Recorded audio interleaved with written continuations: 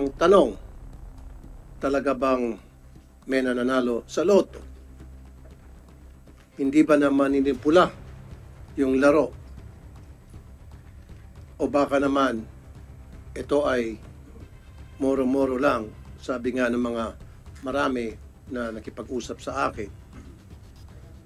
Now, my question to you, DICT, is it possible na yung mga taong may root access can edit yung sinasabi nga niya, once na lumabas yung mga games, agad-agad automatic, magsasabing may winner o wala. Now, halimbawa na lang, ito yung wild imaginations from the bettors. Nagsabwatan lahat. Halimbawa na lang. So, yung may root access, kaya pa rin manipulahin yon. Nag-usap-usap lahat, mga chip, mga bossing, mga friendship, tahimik na kayo dyan. Papalitan natin itong through the root access, may root access, palitan natin, palabasin natin na may nanalo. Hindi nyo ginawa yon. Wala akong binibintang. Possible or not? Possible po. Thank you. I rest my case. You're hearing me, but you're not listening. Wala akong sinasabi na mamanipulahin yung game. There's no manipulation actually, kung tutusin. What I'm trying to say here is, tatayaan lahat ng possible combinations. Again, DICT, tatayaan yung 14 million combinations. Sabi mo kasi may 6 days? Yung advanced betting po yan. Okay. Advanced betting. Mr. Chair, if I may. Sir, let me finish. Tatayaan po lahat na itong 14 million combinations. How would that happen? Kasi kung 14 million, hindi naman pwede isang tao taya dito, taya doon. Magulo at impossible. Pero pwedeng gawin ng isang tao lang at merong siyang kasabwat sa Pacific online. Kasi di ba 649, it was one through Iloto. Tama? Hindi po, sa ano po yan, sa stand-alone po yung over the counter. Sige, okay pa rin ako dyan, kahit na stand-alone. Okay, ngayon, tatayaan lahat ng possible combination. In matters of days, not days, in matters of hours, may konting adjustment doon sa machine para matayaan lahat ng combinations.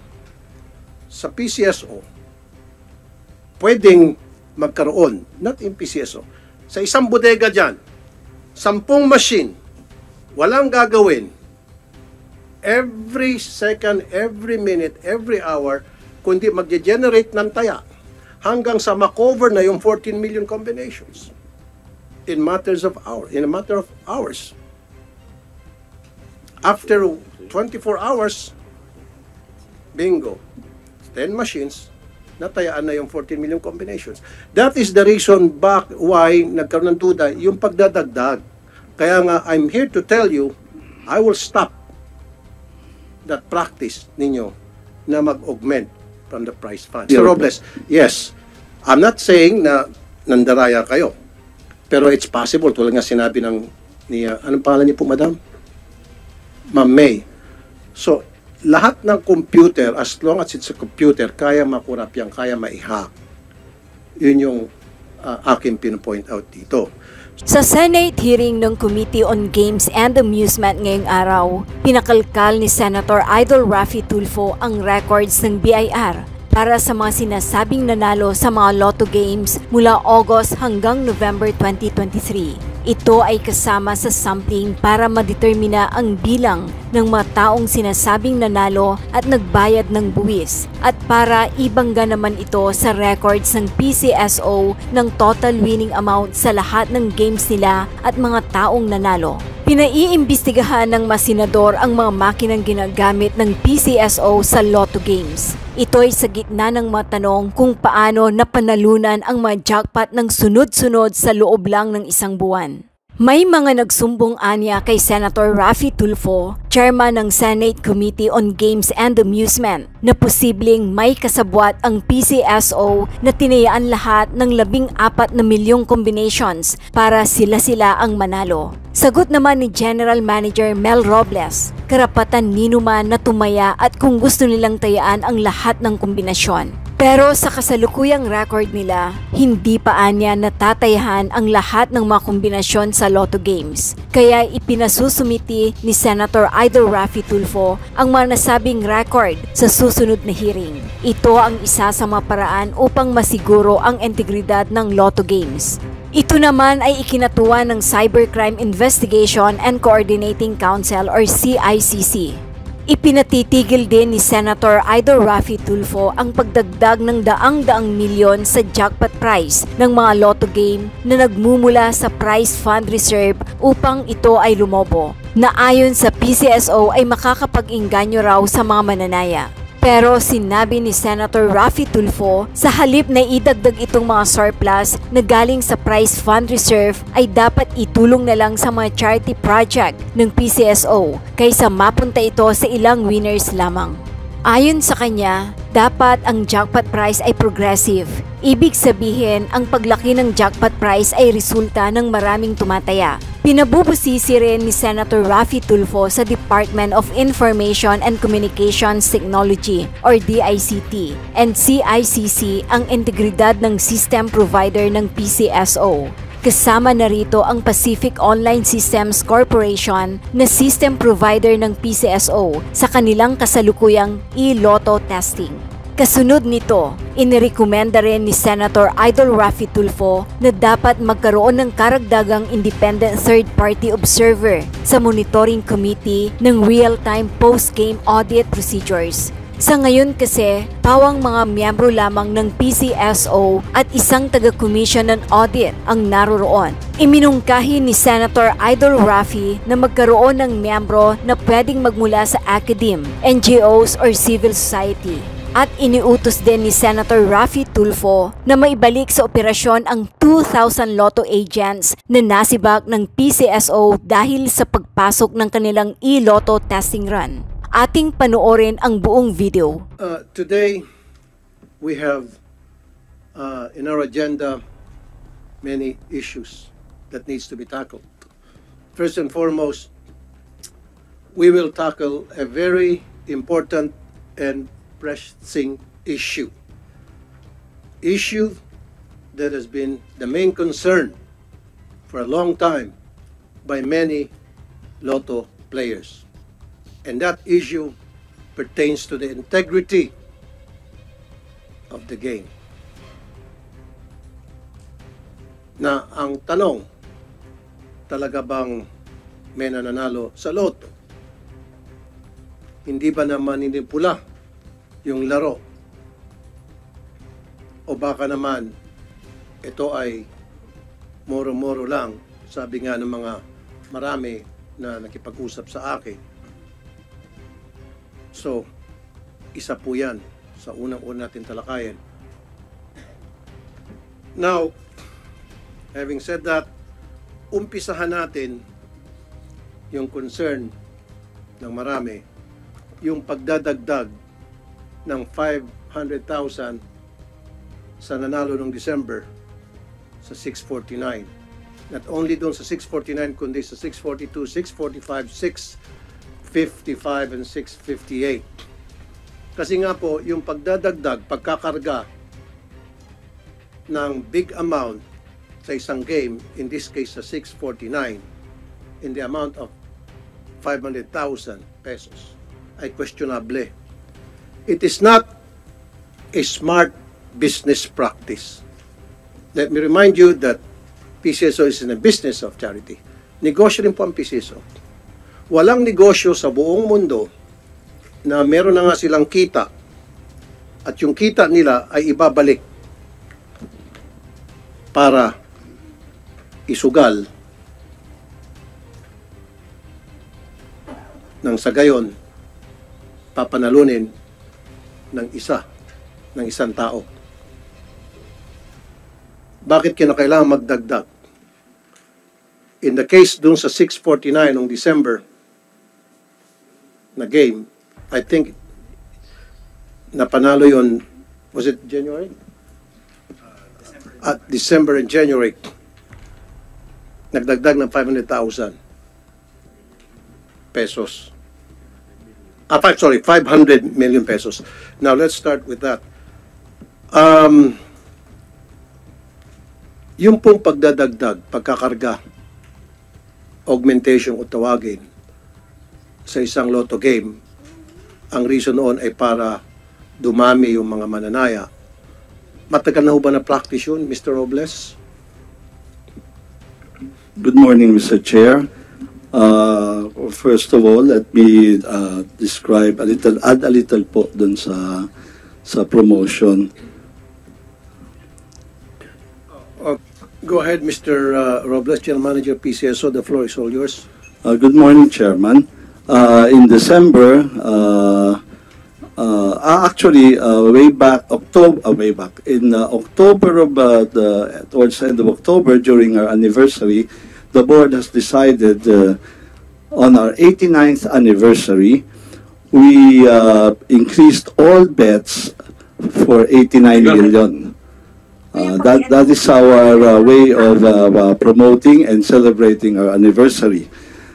This was taken from the prize fund, Your Honor, and which, as our records show, really increased our sales. And then, encouraged by that, for the December, knowing that we have a surplus fund for our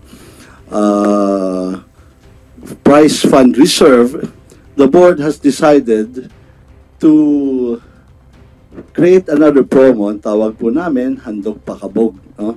This is really a marketing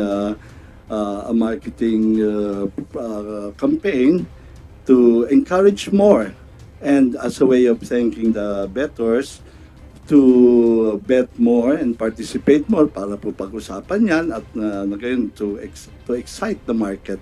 And I'm happy to inform you, Mr. Chairman, that for the last 30 days, bumalik na po yung ininvest namin doon, and we made 800 million po in net, not to mention the taxes po that it generated. Okay, you made 800 million pesos out of that promo and marketing strategy na ginawa ninyo para to encourage the bettors, stimulate bettings. 800 million. Ang tanong ko po sa inyo, unang-una sa lahat, legal ho ba yun yung kayo po ay mag-augment sa jackpot ng mga lotto games ninyo coming from the prize fund? Like I said kanina, kita na po yun eh. Bakit natin ibabalik pa? At number 2, sabi niyo meron kayong surplus. Eh di, wow, kung meron kayong surplus, gamitin na lang natin dun sa mga very important projects. Ibalik natin sa charity, ibigay natin sa mga ospital, paggamot ng mga chemotherapy, kidney dialysis, so wheelchairs, ambulansya. Bakit natin ibabalik doon sa loto para pustahan at panalunan ng isa o dalawang tao? It's not a wise business practice. Do you agree? Kasi kung sa isang negosyo, hindi nila gagawin yun. Kasi kita mo na yun eh. Bakit mo ibabalik doon sa jackpot? Mr. Chair, ang tawag po namin doon sa prize fund reserve, it is really meant, pag nagdidip, kunyari, marami hong tinamaan, it was really meant po to be part of the prize fund. So as you know po, Mr. Senator, our revenues are already appropriated by law. So talaga pong may paggagamitin yan. Ay kung hindi po namin gagamitin yon at the end of the year, it will be reverted back to as dividends and taxes, at yung kalahati po nun pupunta din naman po sa charity. Yan po ang mangyayari ron at the end of the year. But here we decided po to use it, so Mr. Chairman, it got the same results and more. Kasi pati ang taxes po na naibigay sa gobyerno, mas malaki po dito in the span of 30 days ng promotion namin. So I think, Mr. Chairman, by and large, it's a very successful promo. Yan po ang aming pong pananaw doon, because not only did we get the charity, but we generated more taxes po, and meron pa po kaming income from that. Okay. Bago ho kayo nag-decide ng board ng 89th anniversary nyo na mag-augment sa jackpot sa lahat ng games, ng lotto games, sa jackpot coming from the prize fund, did you do a thorough study para makita kung talagang dapat gawin yon?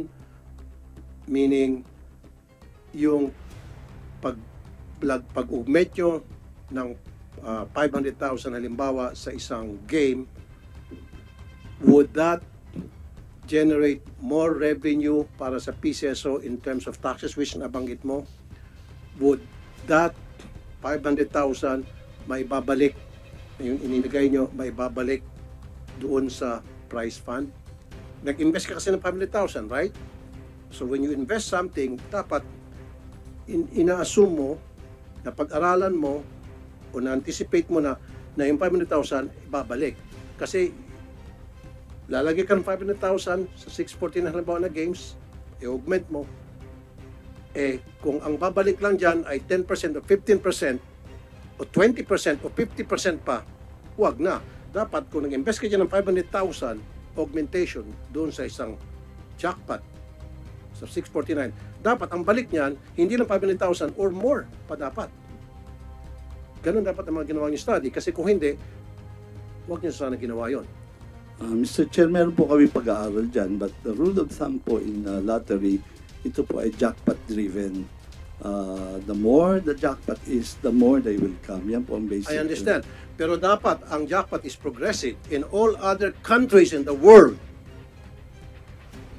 progressive meaning yung jackpot ay lumalaki base sa mga tumataya, base sa dami ng taya. Tama po, I agree. Never in the world, only in the Philippines, na yung jackpot ay dadagdagan hindi dahil sa mga taya, kundi dahil sa kinita na ng PCSO sa prize fund reserve.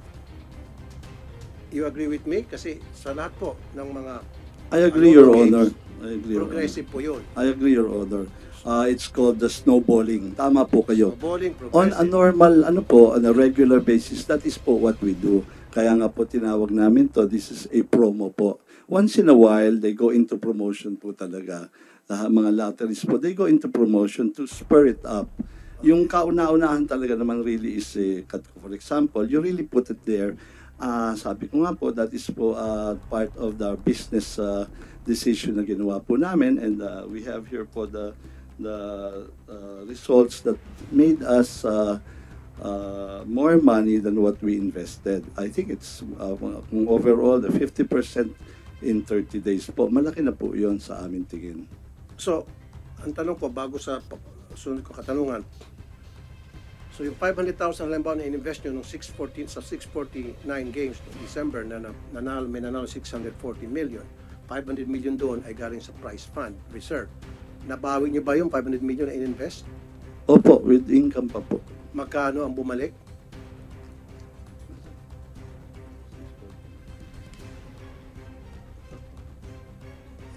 Okay, para mapabilis tayo, 640 million yung price.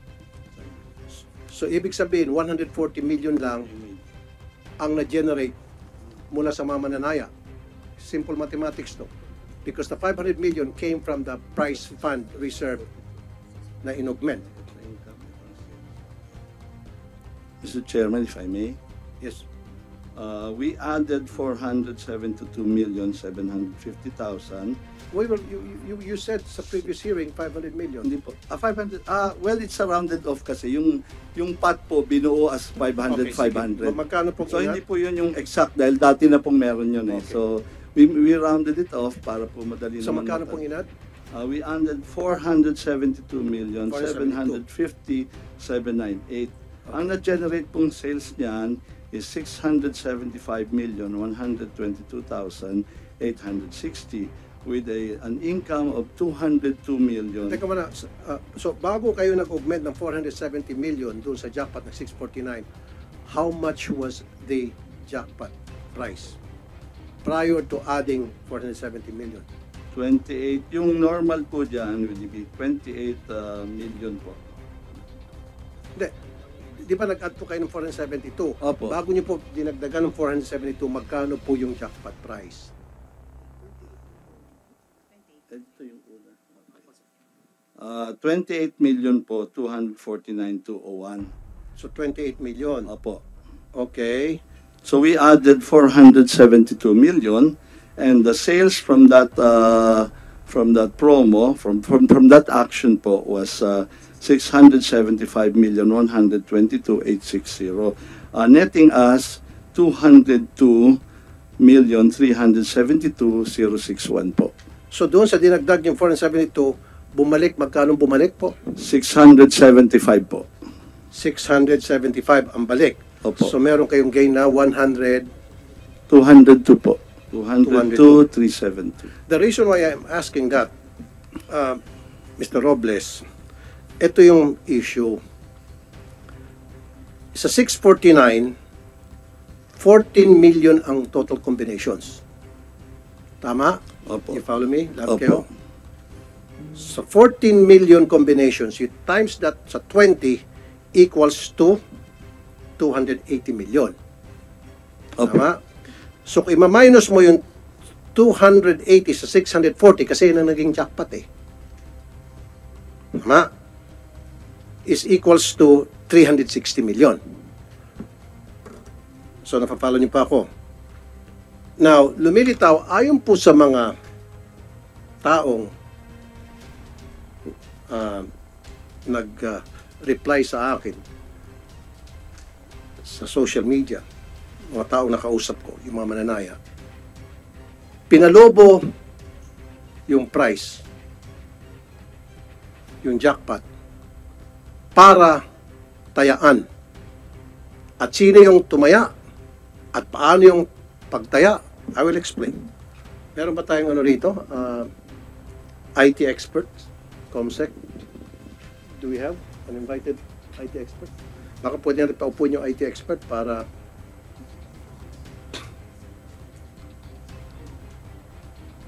no, I want an independent kasi sa ano siya sa Iloto Games eh.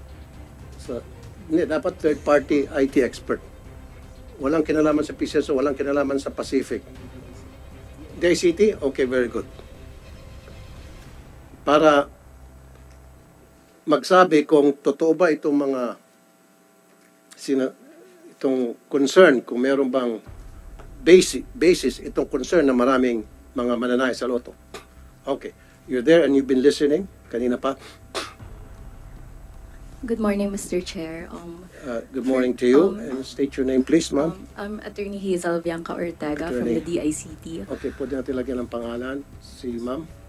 Okay, Mr. Chair, first we apologize because right now we don't have any technical experts that focuses on online games as of the moment.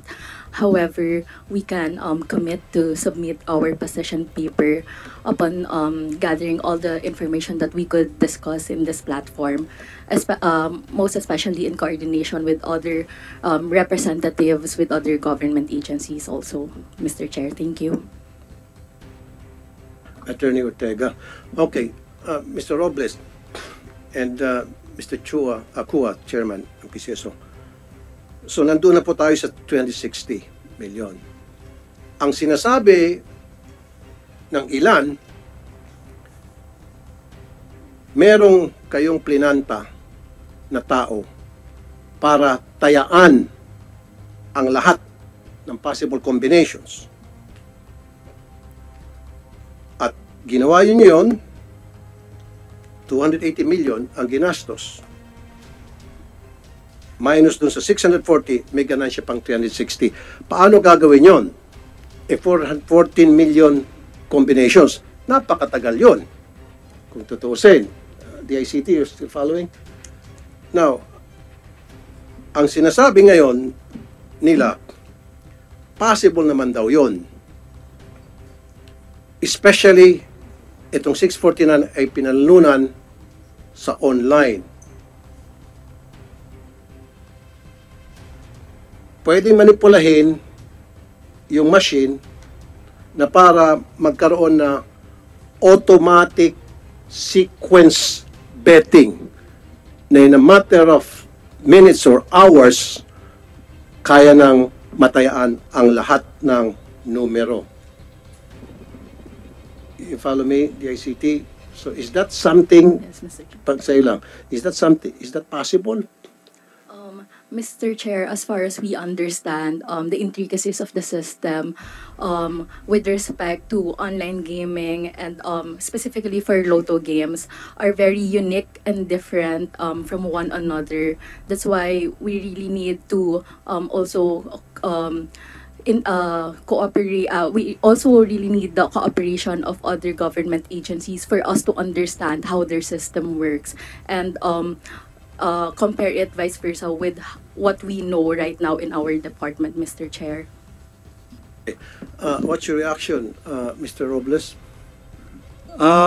Your concern, Mr. Chair, is very valid. We understand that you really wanted to get at the bottom of this. But kami po ay tumataya. Ang laro po namin ay you have to bet it actually. Yung system betting, which is actually with the e-lotto, is actually only for 6 days yung advance nila, ano po. So we don't know of yung sinasabi yung ganyan po karaming massive voting. Hindi ko po alam paano po gagawin yon. And to begin with po, we would like to assure you that you can never manipulate it. Kaya nga po allowed kami mag-bet, Mr. Chair. Even I can bet because it's beyond me, Mr. Chairman. Even if we wanted to, with the system we have po, we cannot. Kaya I take exception na kayang panalunin, no? Definitely, marami pong tataya pag malaki ang jackpot. Yun po naman ang objective namin. So really bring in the bettors, no? Because if mamanipulahin yan, kung kaya pong manipulatin yan, Your Honor, I don't think you had to bet more. Kasi kung ang premise natin ay mamanipulate, I think just 20 pesos will be enough. Okay. Mr. Chair, Mr. General Manager,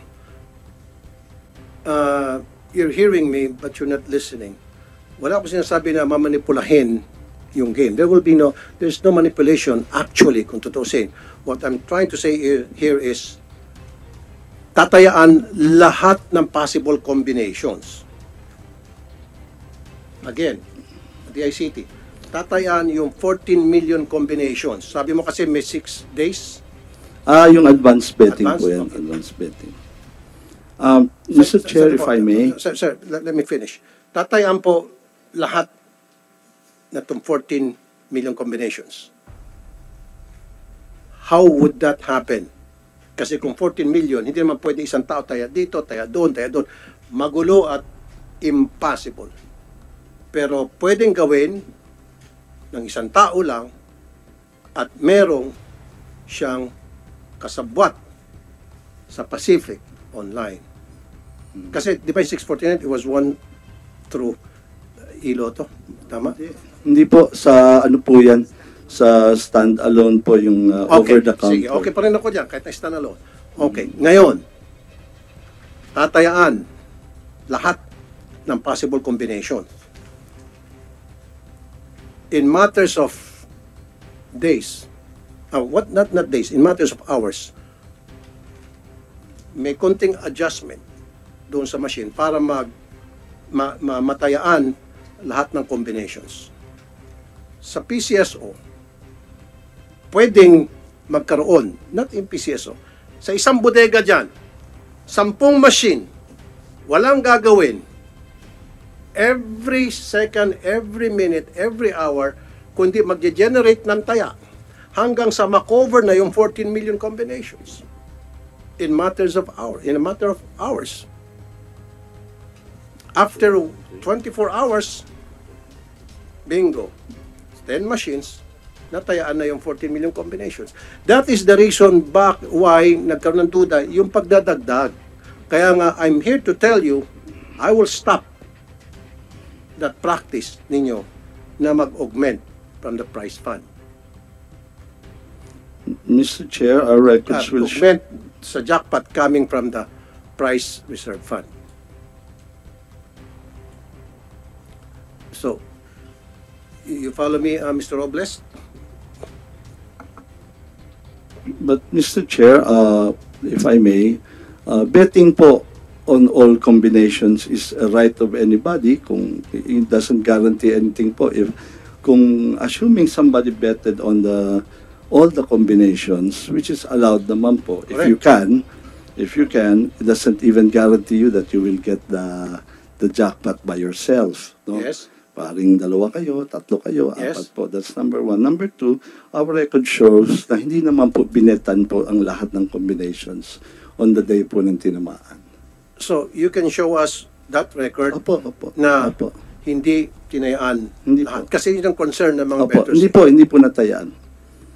And you will also show us, hindi lamang sa 649, so sa lahat ng games. Opo. 642, 645, 649, 655, and 658. Yes, Your Honor. Yes, Kasi yun ang concern ng mga Opo, bettors. opo. So show us the records na hindi lahat ng combinations ay tinayaan. Opo. Kasi pag lumitaw na lahat ng combination ay tinayaan para manalo, then doon nagkaroon ng house show kung tawagin. Well, sabi ko nga po, Hindi lang sir, kailangan lang sagutin mo lang. I need a record Opo, we'll give you po now if sa if lahat you ng want po. panalo, hindi tinayaan ang lahat ng combinations. Opo. Okay. Now, isa pa dito sa nakausap ko na IT experts. Sample. Tataya sa Novaliches ng numerong 1, 2, 3, 4, 5, 6. Okay. And then, alam niyo po yung root, kung tawagin? Root access. I'm sorry, Mr. Chairman, may I refer you to... Sino bang IT expert niyo? Root access sa computer. Yeah, Do you know what I'm I- saying? If you're really an expert sa IT, if you're really an IT expert, you should know what is the root access means. Okay.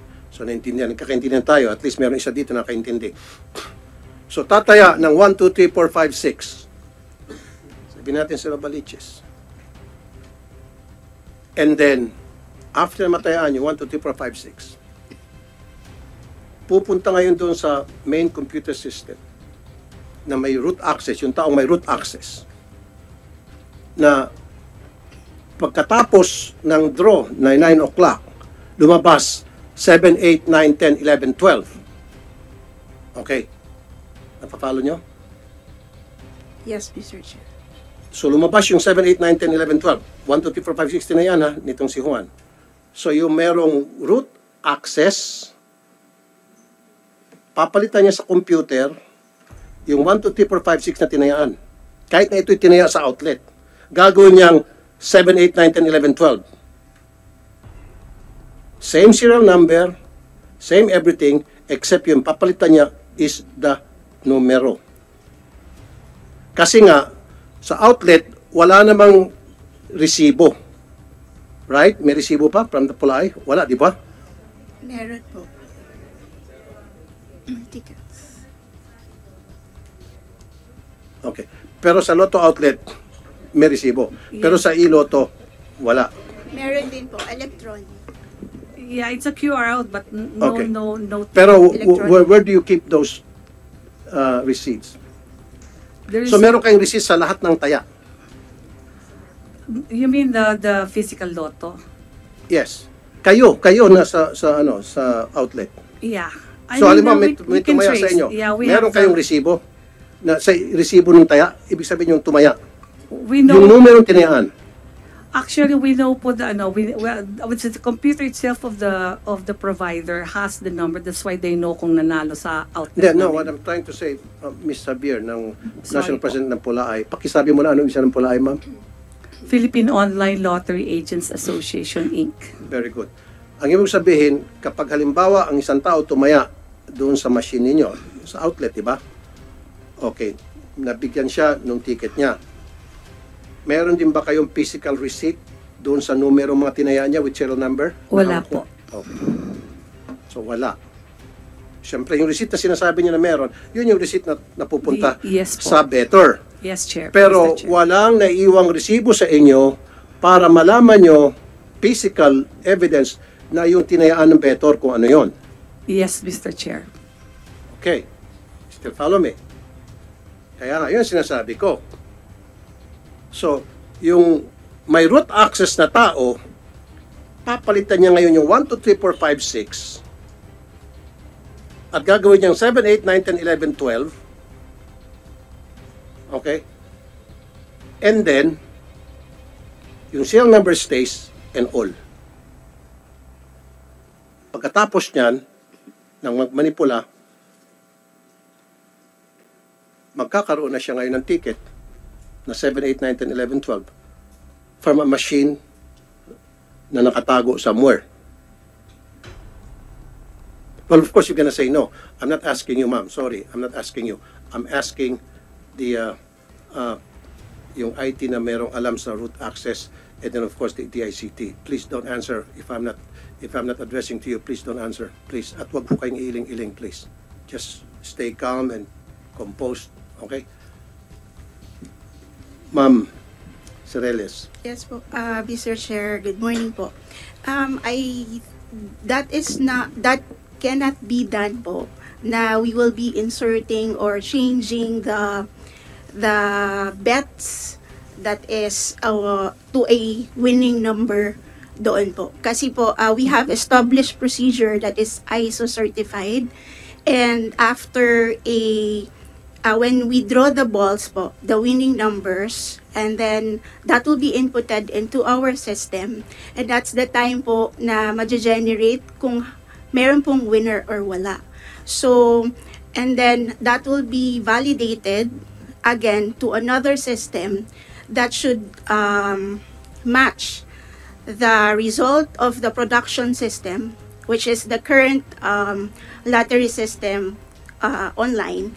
And then we have the backup system where we will produce the result of the draw that will match the production and the backup. I understand. I see where you're coming from. But what I'm saying is, yun ay kayang palitan kung sino man yung taong may root access. Sino-sino po yung mga taong may root access sa inyo? Who are they? Give me the names. The root, the Di ba super... dapat dalawa yan? Merong isang tao, tapos merong isa na nakatago dapat sa safe. Yes po. Okay. That Now, is, give me the names of the person na merong root access because I need to check his credibility. Apo, that is the GM po. And GM. sorry. So, si GM ang may root access? Apo, our GM po. He has the super user account po and the administrator account. And I think, Sir Ernel, you have or another. Yes, admin. And Sir AJM Casas, which is... So marami merong hawak sa root access? We have two po. Two. So, si GM, sino yung pangalawa? Si Sir Arnel po, because he's the Assistant General for the gaming Arnel sector. Casas. Okay. So, si Arnel Casas is, Mr. Casas is the AGM. Okay. So, dalawa. Di ba dapat meron pa isa nasa sa vault yan dapat? O wala na? Dalawa lang. Dalawa. Now, my question to you, DICT, is it possible na yung mga taong may root access can edit, yung sinasabi nga niya, once na lumabas yung mga games, agad-agad automatic, magsasabing may winner o wala. Mr. Chair, sorry, but we shall verify such information with our principals and technical experts. Accordingly, we shall integrate the same in our position paper, Mr. Chair. Okay. So that will be on our next hearing, gusto ko po magpalabas kayo ng inyong opinion. Ito po ay sabi ng mga nakausap kong tao. So ang sinasabi ngayon ng nakakaintindi sa root access, it is not being done. It's different na it's not being done and it is impossible. Pwedeng, hindi nyo ginagawa. I'm not saying na ginagawa nyo. So hindi nyo ginagawa pero pwedeng gawin kung gugustuhin.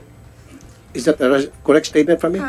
Kung gugustuhin, kaya. Pero hindi nyo ginagawa. With the safeguards po, that is not possible. With the safeguards. And what are those safeguards? That is po, we immediately, like what I have said po kanina, we have the production system, the one yung pong ginagamit natin and the backup. So we immediately match the result of that so that we will establish that there's no insertion or So, whatever. who is that person who's doing the matching? Sabi mo. The matching po, the data security. Data security. Opo, And who is that person? It's a team po Team. And who's the team headed leader? by po with Ralavin. Data security. Data Mind Security you, Division. let me tell you a brief story. There's the biggest scandal in the US na kung saan yung chief security, data security nila nagmanipula ng lotto game at nakulong. But he So is you said not, data security. Apo. Hindi ko pinagbibintangan itong taon to. Pero nabasa mo yon yung scandal sa US, lotto scandal sa US? Si, is that Lipton? Tipton. Siya yung data security chief. Pumasok siya sa computer system. This is an online game. Minanipula niya. Okay. Sinasabi ko lang yun. Di na pangdagdag information. So, the data security, yes. There are And? representatives also from the Internal Audit Service Department. which is part of PCSO.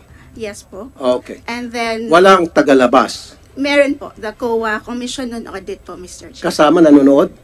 Yes po. They are part of... No, pag yung nanalo na yung numero and then sinisiguro na yung numerong nanalo ay tinitingnan, gumagawa ng matching whether on that particular game somebody won or did not win. And nandun yung COA?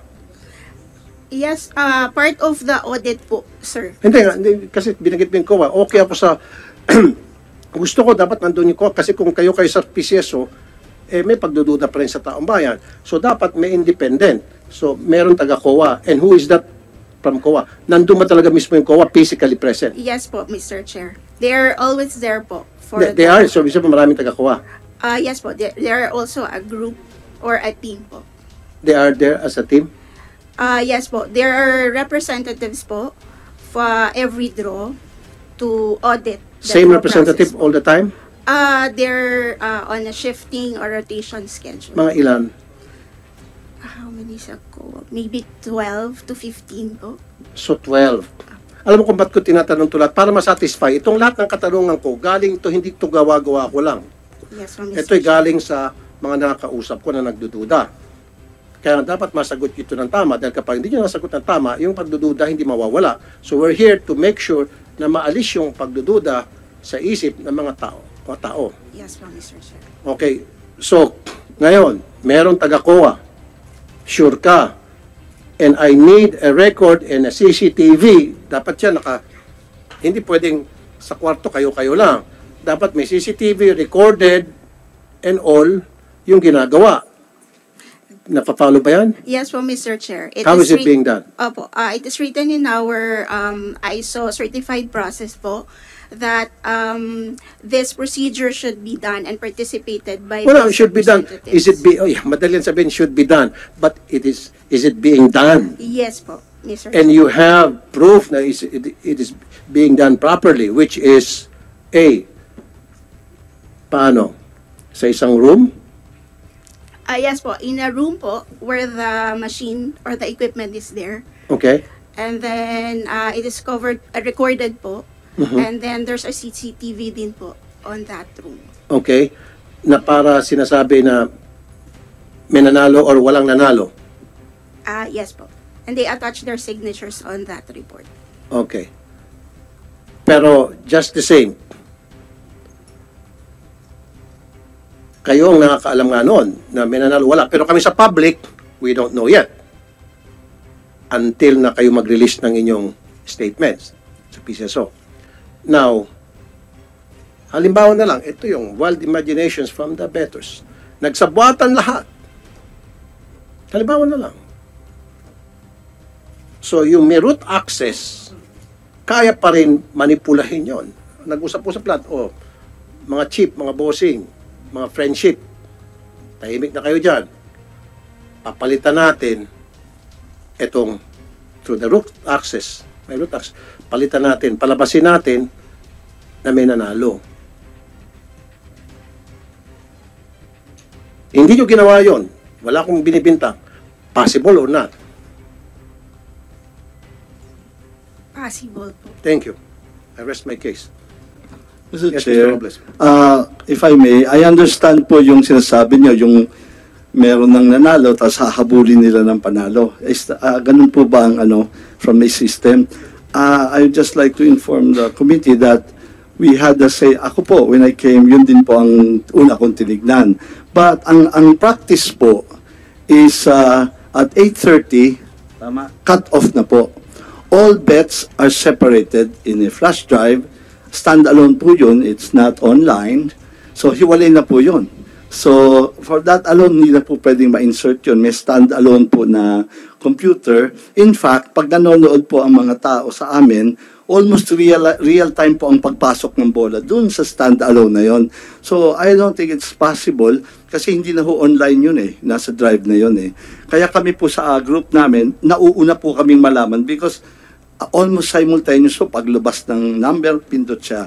Almost simultaneous po. So, wag ko kayo mag-alala, there's no way mape-penetrate nila dahil nakihiwalay na po yung lahat ng bets na pumasok. Hindi na po pwedeng dagdagan yun. At our cut-off, kaya po 8:30 kami, cut-off na po yun. At 9 o'clock, draw na po. But there's a 30-minute yan na hindi na po pwedeng pasukan ng bets. Kahit po gustuhin, even online, hindi na po nila may papasok.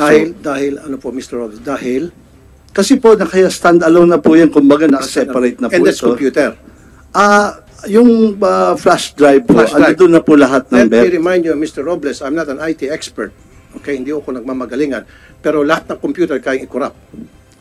Well, In fact, the best computer, the most secured computer, even sa Pentagon na computer, supposed to be the most safest and guarded computer on this planet, ay na-corrupt o na-penetrate ng isang hacker. So don't tell me yung computer ninyo na sinasabi mo drive, hindi kayo makorrupt yan. I'm just saying, Your Honor, that that's the process that we have. Kaya, para I understand, Mr. Robles. Yes. I'm not saying na nandaraya kayo. Pero it's possible, tulad nga sinabi anong pangalan niyo po, Madam? Ma'am May. So, lahat ng computer, as long as it's a computer, kaya makorrupt yan, kaya ma-hack. Yun yung aking pin-point out dito. So therefore, with this, ang gusto ko pong mangyari, where's the BIR here?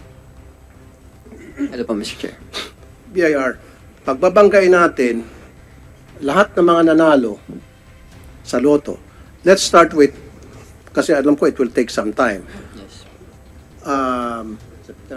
September of 2023. All winnings noong September 23, ibabangga natin sa BIR na magagaling sa PCSO. Kunyari, ang winner ay, para mapabilis tayo, ang winner ay sa lahat ng games is 20. Kunyari na lang, 20 winners sa September equals to, sabihin natin, 100 million. So yung 100 million, 20% tax is 20 million. So, dapat magmamatch yan. Lalabas sa BIR, dapat 20 katao ang tumaya at 20 million ang binayaran tax.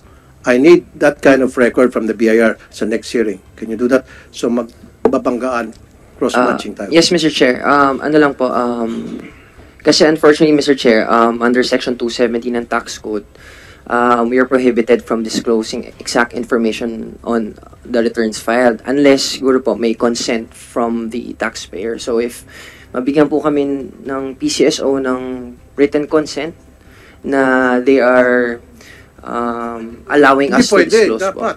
Dapat, then we will subpoena. Hindi pwede tago yung record na yan.